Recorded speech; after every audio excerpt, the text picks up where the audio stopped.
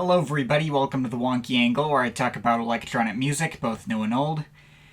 And today I'm talking about album number 9 from the Orb, Baghdad Batteries. Okay, so next in the Orb catalog we got a bit of a weird moment for the band. After releasing one of their craziest, densest, and most collab-heavy projects in a while with The Dream, they went right back in the other direction with this project, only 2 years later, with the band lineup being pared back down to just Patterson and Fellman once again. And while this is technically a main studio album of theirs and difficult to argue otherwise, there are a lot of hints that this album was never meant to be an especially important point of interest in the Orb's catalog. First of all, the album was originally conceived as a film soundtrack to an environmental documentary called Plastic Planet, which is about exactly what you think it is.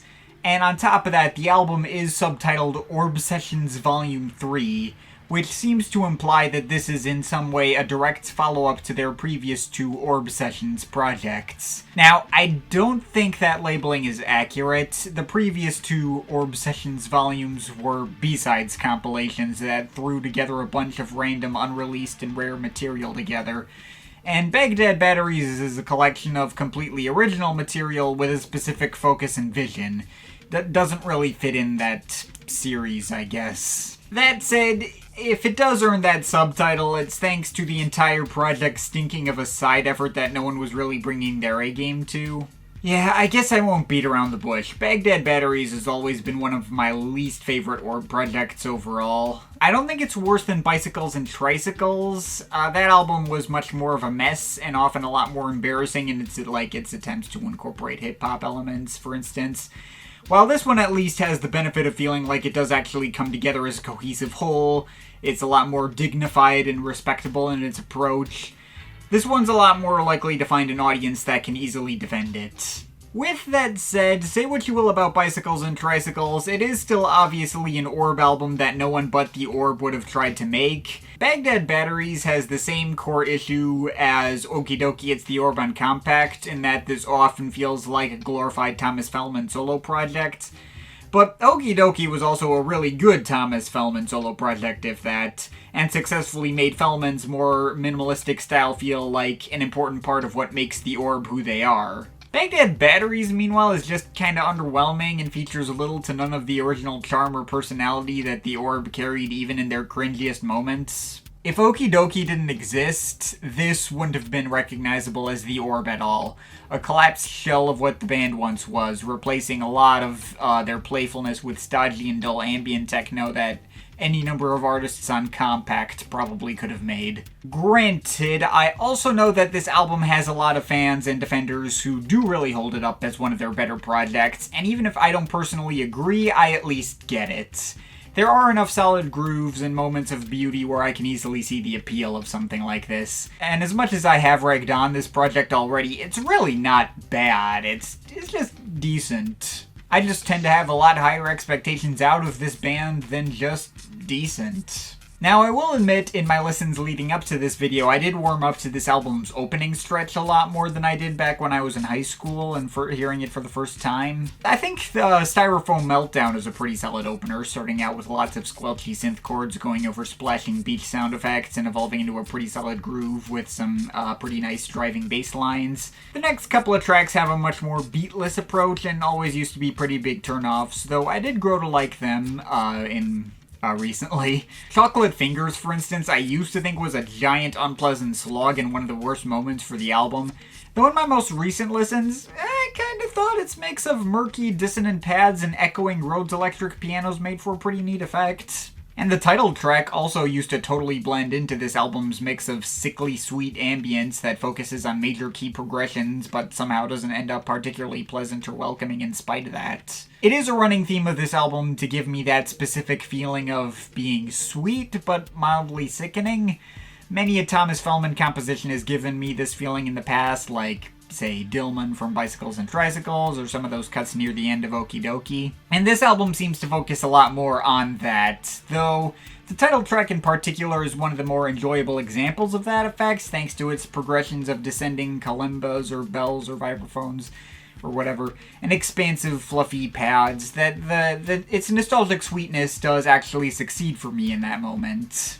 I tend to take more issue with cuts like Raven's Reprise, which combines all these reversed guitars and harsh synth choir sounds that blend into a sickly, beatless blur.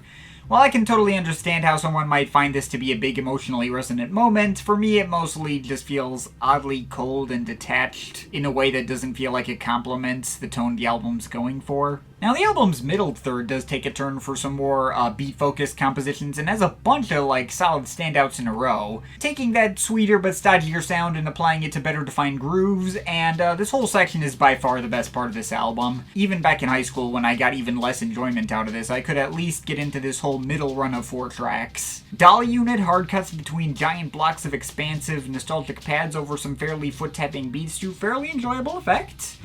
Feels dramatic and investing and pulls me in quite nicely. That's definitely one of my favorites there. The 8-minute Super Soakers, that one did shrink on me a fair bit in my most recent listens, but it is still probably the closest any of these tracks had to having some of that trademark Orb playfulness, especially in its sampled mix of bouncy and even almost funky dub grooves that come in about 2 minutes in, and are focused on for the majority of the track's running time. Other sections of the track may focus on some more of those blockier pads and some wailing sounds that almost resemble vocals, but the track is all kept together by a strong danceable beat and some repetitive wavering guitar licks. Suburban Smog, meanwhile, has to be the track that best utilizes this hazy, blocky ambience that most of the album focuses on, combining these giant, harrowing choir sounds, chopping them up and topping them with the album's hardest-hitting and most abrasive beat, especially aided by that filtered loop of bongos and cymbals that runs through much of it. It's a track that does in fact sound as dirty and dusty as its title implies, but really makes the most out of that feeling.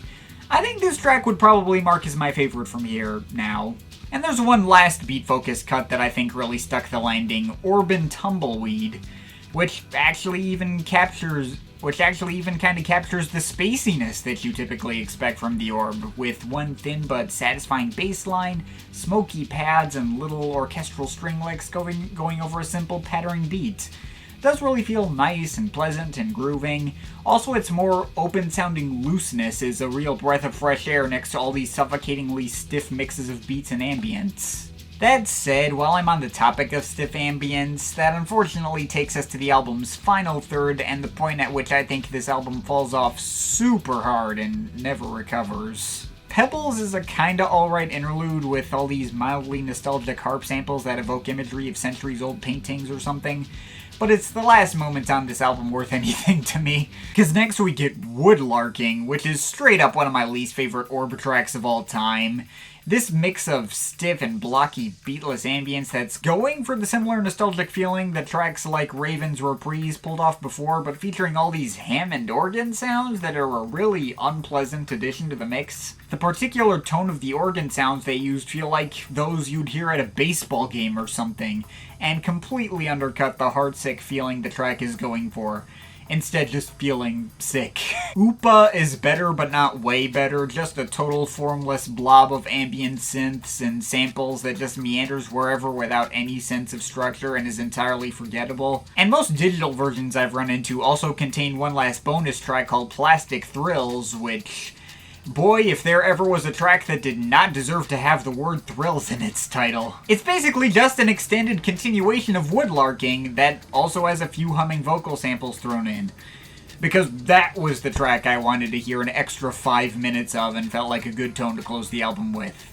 Thanks. Yeah, while I have warmed up to the first third of this album, and I always thought the second third was quite solid, the last third kinda kills the experience for me. And as much as I like tracks like Suburban Smog and Dolly Units, I don't think they would even really rank among my favorites the Orb have ever done.